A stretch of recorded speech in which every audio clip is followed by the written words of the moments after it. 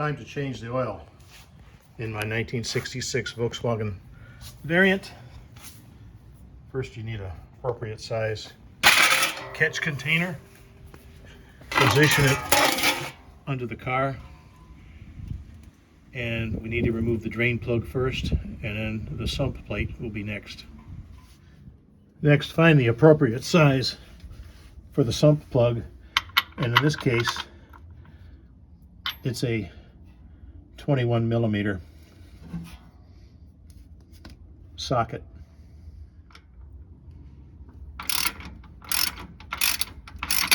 Remove the drain plug a few turns, and then prepare to get a little bit messy. Probably should be wearing gloves, but no big deal. There is typically a little copper crush seal ring in there, which you will want to make sure that you either catch it or deal with it. And in this case, it's not there. Yeah, there it is right there. Barely see it right there. That will be disposed of, and a new one will take its place. I'm always trying to plan for every eventuality. All one really needs is this simple oil change kit, which includes a couple of paper gaskets, a new copper crush seal ring for the drain plug, as well as 6 smaller seal rings. Talking parts that only cost like $1 or $2 each, so rather than being penny wise and dollar foolish, I'd rather have a bunch to keep in the inventory. These are the typical stud that goes up into the engine case, and of course this is going to be behind that sump plate. But these are the standard 6 millimeter sump plate oil studs, and they're 23 millimeters long. Now, what happens often is that the case in these cars, the case halves, are either aluminum or an aluminum magnesium mixture in the casting. It's a soft metal. Of course, these are made out of steel, and these will strip the case if one gets too aggressive in the tightening up of the sump plate nuts here. So what happens to happen then, if that is the case, is they have what's called a step stud here, and it's an 8 millimeter thread on one side and then a 6 millimeter on the other side. So what one would have to do is drill the hole a little bit slightly larger, re-thread it for the 8 millimeter thread, and then put this inside in place of this. This is the original style, and these are the aftermarket replacement ones in case the stud has pulled through the case. I have a funny feeling that we have one that is suspect, but what I wanted to do was to buy an entire set rather than be waiting on one part if I was one part shy.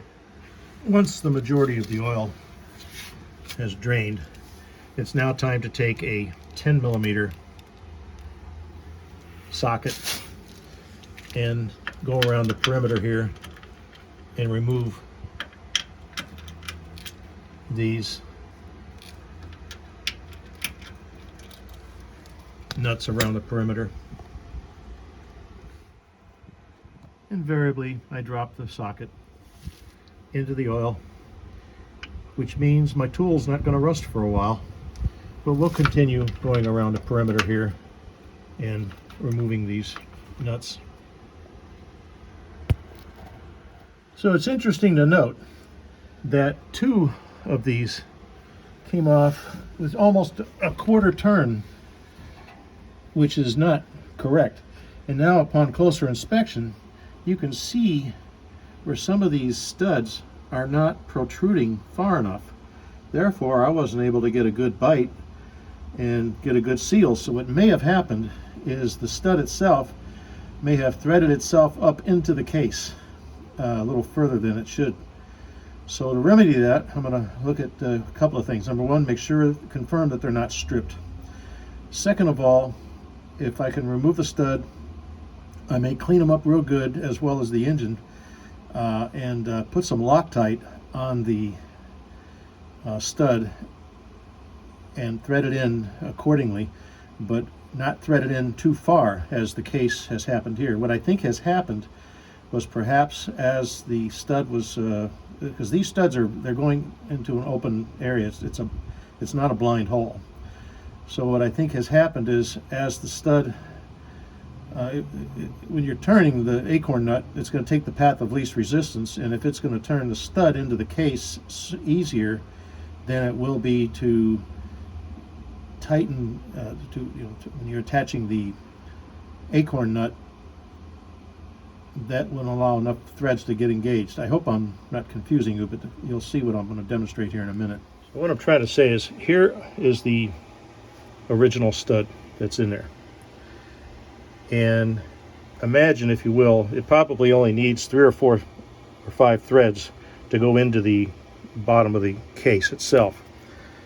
What I suspect has happened is that it's gone further up into the case, which is showing that only 2 or 3 threads on the bottom to engage, and that's simply not enough for the acorn nut here to tighten properly. So maybe these were bought in vain. Nothing is ever bought in vain. I'll keep it in my bag of goodies for down the road, but hopefully these, it's just a matter of removing the original ones, cleaning off the threads, and then attaching some Loctite on there, and then threading it into the appropriate length. Okay, one wants to remove the sump pan, which is this piece right here, and it may be a little difficult because the tiny copper washers, seal rings that go on the bottom here, there's 6 of them, may tend to stick. So what you want to do is just be mindful of that and bring it down slowly. I sometimes use a screwdriver. Well, I'll pry gently. You don't want to force anything. Evenly all the way around the perimeter to let it come down. And that's where the first paper gasket is. You see there's a paper gasket here between the sump pan, the steel sump pan, and the mesh filter. And then this piece here will come off just like that. That's why I moved the oil pan so it didn't go splashing in there. And then you can see there's another gasket on top here. So what we'll do is we'll move the pan back over here, let it continue to drip everything, and then we're going to see which of these have either threaded themselves all the way in or which ones are stripped. Hopefully, if none are stripped, then I can simply get away with cleaning it up, maybe putting some Loctite on there, and then putting the standard 6mm studs back in. If one of them is, or any of them are stripped, then I'm going to have to drill out the hole slightly and rethread it for the 8mm by 6mm replacement stud. Okay, so what I've observed is I took the plate, the sump plate right here, and I put it such that the holes were not aligned with the holes here, rather the holes not aligned with the studs. I rotated it over like 5 or 10 degrees. And then I laid it up against here, flat like this, and I was able to note that in particular, this stud right here is not sticking down far enough as compared to these other ones. And actually, it looks like this one and this one may be a little bit shorter, and I can measure it with a caliper. But basically, what needs to be done is this stud right here and this one here need to be brought down a couple of threads. And I remembered when I was taking it apart initially that the cap nut, which is this little guy right here, you can see it's blind. It's not a standard nut on there. So one of 2 things I can do to solve this is A, I can take the cap nut, well, rather bring the stud down further so that more of the threads will engage into the cap nut, or B, I can put a simple nut on there, hex nut, that will hopefully engage more thread, or engage earlier. Because when I took this off, it literally looked like there was 1 thread maybe holding this on. All right, so this was the stud in question, and there is the metal bracket that holds this splash shield in place where the oil, it's a guard of some sort internal to the engine. And this must be a longer stud because there's a nut on the inside, and I noticed that this bracket was loose. So what I did was I put a double nut on here, and then the top nut, once I had it tight, I was able to turn it counterclockwise, and by doing that I was turning the whole thing to where this, the whole nut on the top here, it all brought down one full thread. So now we should have the oil leak solved because we will be able to get proper number of threads to engage. So I'm going to try to demonstrate what was happening here. The stud that's in the engine right now for that sump plate, I guess it's perhaps a windage tray or something, appeared to be a little bit longer, and it already had inside the engine cavity, it already had a nut here, and then there was the plate, and then there was the engine case. So what was happening was this, if I can get this thing to focus right, this stud, this is this stock 6mm stud, was threaded up too far into the engine, which meant not enough threads over here were left to engage. So what I did was I simply went and got 2 matching nuts, and these, if you notice, one's thinner than the other. These are, I think, 6mm by 1.0 pitch. I have to double check the spec on it. But anyway, what I did was, while this was in the engine, I threaded this up like that. Then, now not quite that far, obviously, and then this one I put on below it. And then what you have to do is you have to tighten these two, one in one direction, one in the other, and you have to use 2 wrenches to do it. Now, the inner one is a very thin one, and I'm fortunate to have these Mercedes-Benz factory tools that they provided with cars years ago. I don't think they do it anymore because they don't expect anybody to do their own maintenance. Needless to say, this would go on here, and then I was able to take this wrench and tighten it up. Once this was one unit, then what I was able to do was to take this and turn it down in this direction. And as I was turning it down, I could see it, actually literally the stud coming back down and the nut that was inside getting tight. Basically, I was able to engage an extra thread, or maybe 1.5 threads, to get it back down to where it was tight. And then I simply took these off like this, and it revealed the correct amount of threads sticking through, so it was uniform with all of the other ones. We'll find out. Yeah, the gasket goes on like it's supposed to, and then the screen, why we're being,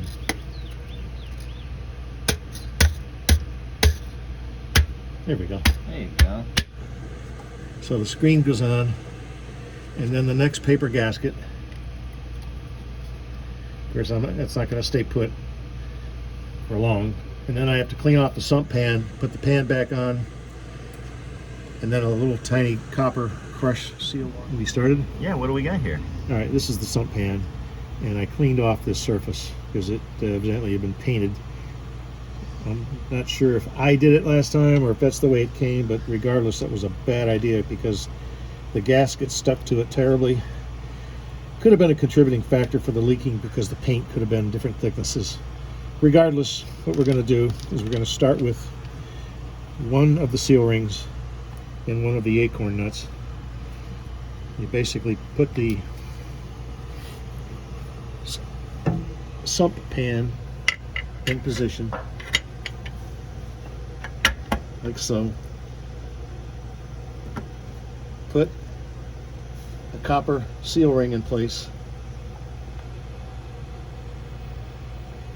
and then you start the acorn nut like so, and you repeat that process 6 times.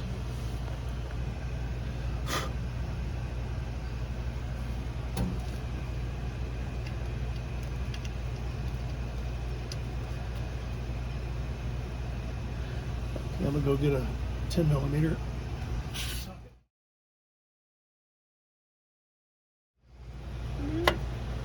So now we basically just go around the perimeter and gently tighten them up in a sequence similar to if you were putting a wheel on, so that you get them on in a uniform manner. So you're gonna want to do this with like maximum effort, like 45 foot-pounds? About 200 foot-pounds, yeah. 200 foot-pounds, sorry. Yeah. I just do it by feel, but I'm sure there's a recommended torque spec. And then when you're driving the car, if you start to see it weeping a little bit of oil, then you know to go back and just give it a little, snug it up a little bit. I'd rather be a little on the loose side than too tight, because if you're too tight, you run the risk of stripping it and stripping out the threads, and then you got to start this process all over again. I think it's quite good enough. Now I'll get the new drain plug, or rather the old drain plug with a new crush washer. All right, show you. Here's the new copper seal ring.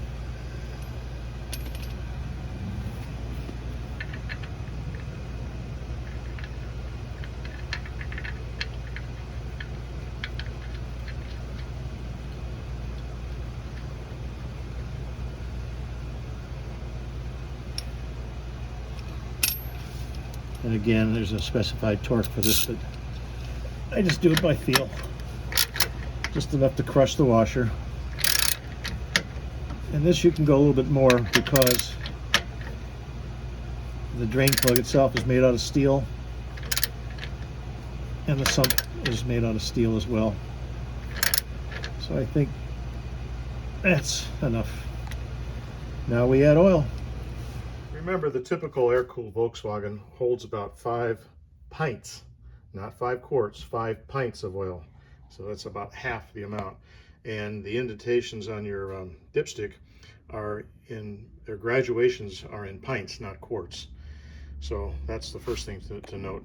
Second of all, as of this video, I'm not being endorsed or compensated by any of these people, but be sure that you use some type of a zinc additive. I'm happening to use this Reassembling ZDDP supplement, because these are flat tappet engines, and thanks to these environmentalist wackos, they've taken out all of the zinc in the oils because it's detrimental to the cataclysmic converters and all that other nonsense. Anyway, and then also I happen to be using this Chevron 40 weight oil. Again, not being compensated by anybody, but I have worked with the good folks at Chevron during my working career, and they are a class act. And I can say the same for ExxonMobil. They were very professional.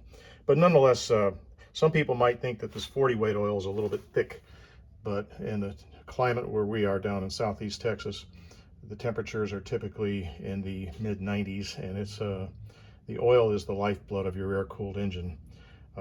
But most people would probably recommend using a straight 30 weight oil in the rest of the parts of the country.